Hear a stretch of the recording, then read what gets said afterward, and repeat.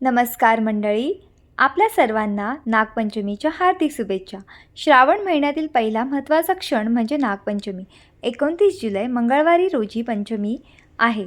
या दिवशी सकाळी 5:24 पासून ते दुपारी 12:46 पंचमी तिथी असेल.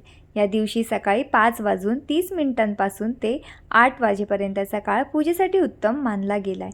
या दिवशी आपण काय करावं तर घर स्वच्छ करावं आणि पूजेची जागा स्वच्छ करावी.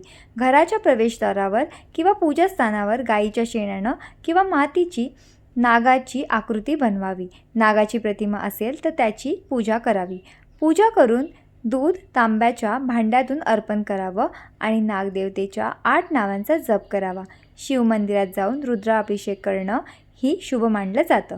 कुटुंबाच्या सुखसमृद्धीसाठी आणि कालसर्पदोष निवारणासाठी प्रार्थना करावी. पूजेनंतर आरती करावी आणि प्रसाद वाटावा.